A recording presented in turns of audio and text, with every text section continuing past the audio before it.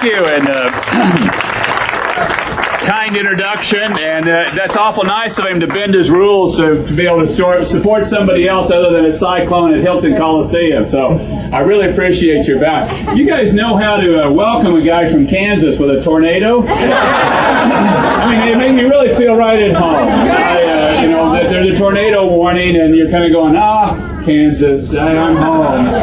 No, but that's it's past. We're going to make it. We're going to end the tour with rain. Being a son of a farmer, rain in the summer is a good thing as long as hail doesn't come with it. So this is a good way to end our tour.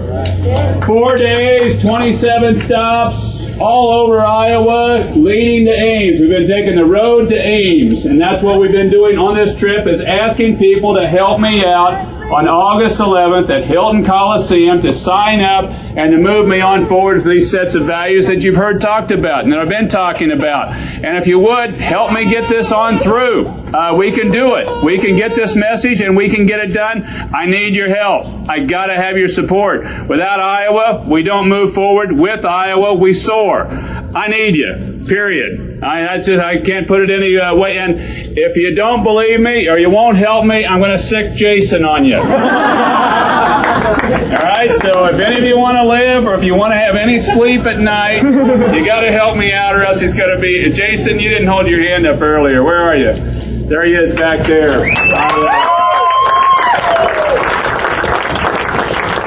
The reason I want to point him out is he is indicative of about 50 people, 45 people, that have given me their summer to move this process forward. And you'll see a lot of young people around with our campaign.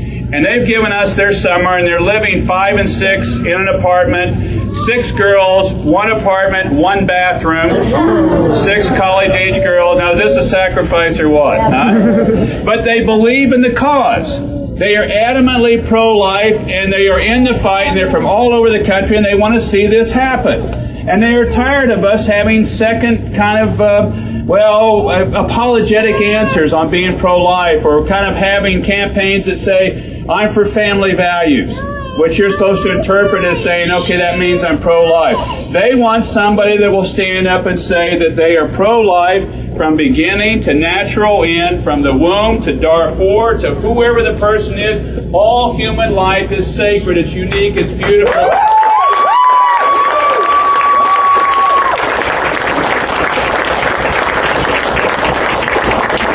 I come from a state founded during the last great moral struggle in this country. That was a struggle over slavery. And many of the issues then are the same as the issues now.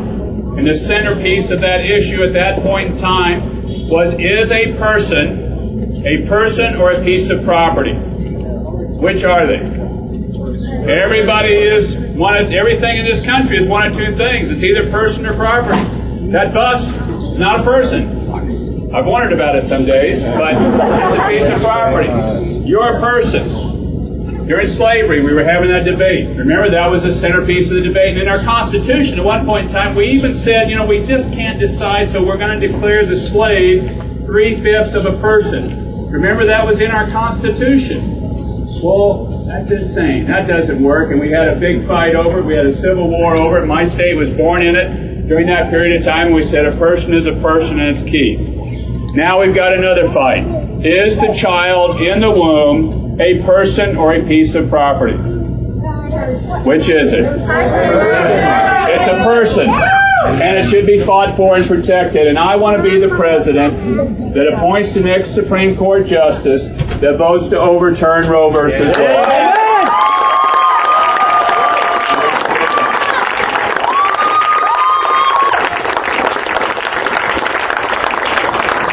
And we can get it done. We're one justice away. We're one away.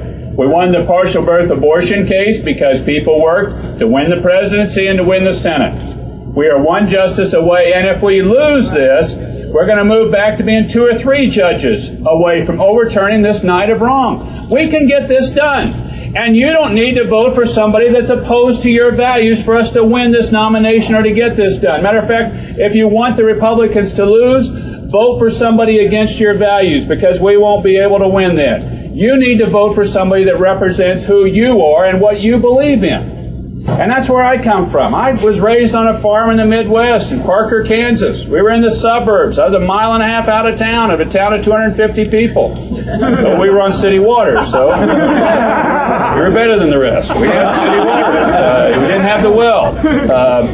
But the values I'm talking about are basic Midwestern values. I call them Sunday school values. They're what you learned at Sunday school. It's about faith, and it's about family, it's about freedom, and it's about getting the basics right. And if you get the basics right, you can move forward. It's like in football, it's blocking and tackling. You can do that, then your quarterback and your backfield performs better. You can't do that, your rest of the thing can't work. And believe me, as a K-State graduate, I know about poor lines and poor football. I've been there. I've seen that. I've been a part of that. But we've got to get the basics right, ladies and gentlemen. We've got to get life right. We've got to get marriage right. It's the union of a man and a woman. We've got to be able to see these basics on through. We've got to start rebuilding our family structure. We've got 36% of our children born out of wedlock in this country now. 36%. In Washington, D.C., it's 63%. Most of your urban areas, you're between 60 and 70%. We've got to rebuild the family. We've got to be able to talk about faith and not try to run it out of the public square, but to embrace it. This nation's motto is, "In God we trust." Amen. I mean, that's the motto of it.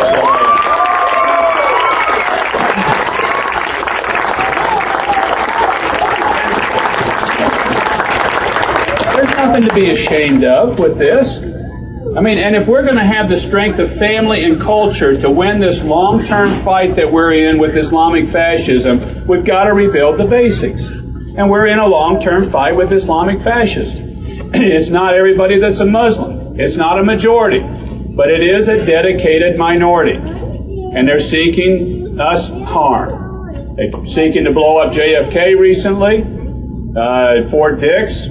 We had the Cobard Towers before 9/11 and 2 embassies in Africa and USS Cole.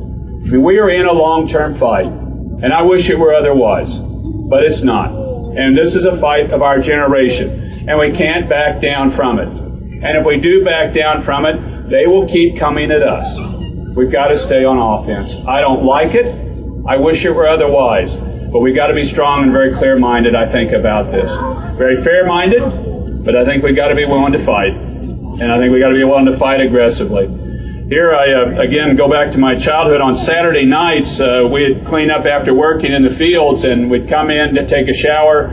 And, on the farm, you took a shower at night, not in the morning, because that's, we're getting ready to go to bed. And then we always watched Matt Dillon and Gunsmoke on Saturday night. I don't know if any of you watched that as well. My point of it is that the show always ended the same way every night, every Saturday night. Remember? Main Street of Dodge City, every show ends there. Bad guy walks out on Main Street of Dodge City. Matt Dillon walks out on the main street of Dodge City. They're facing each other. Who gets to draw first? Bad guy gets to draw first. Every week.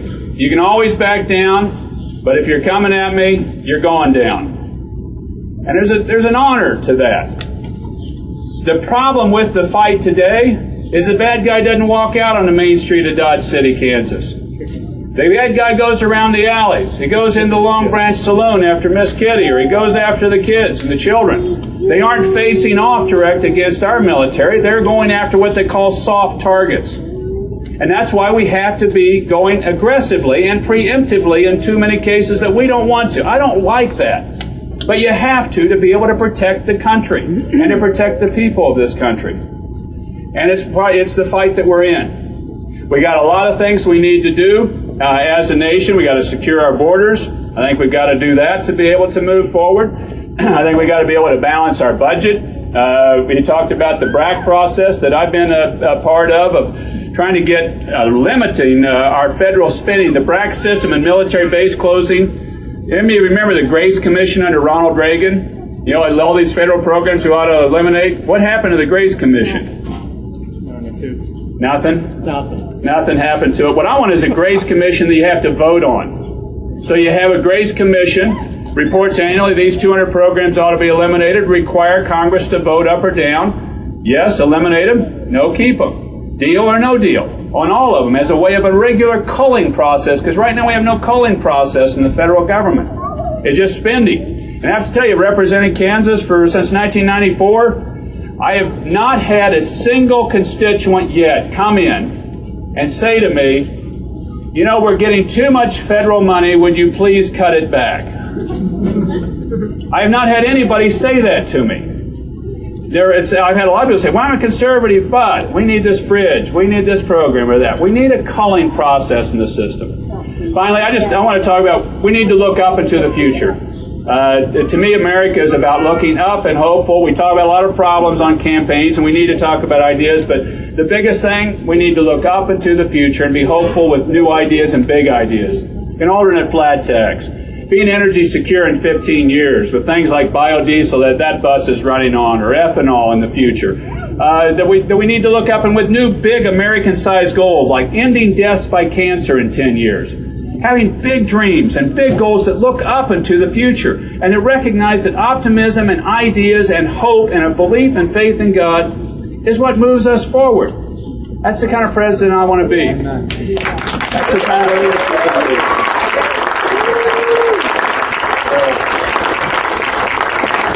You guys are kind to be out. We've got some, I'm not sure what all we're cooking. It smells like pork burgers to me, I hope. If we're in Iowa, we need some good pork burgers.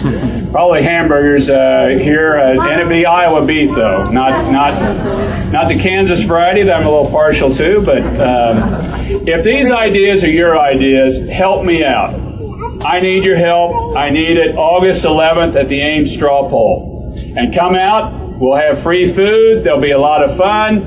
And give us your vote. We need your help with it. Can you help us organize people to come out for it? Because with a good showing at this, we can move these ideas forward. With a poor showing, we have difficulty. I mean, it's that simple. And it's on your backs, and it has been for the last 20 or 30 years on Iowans that they decide who moves forward and who doesn't. So I need your help.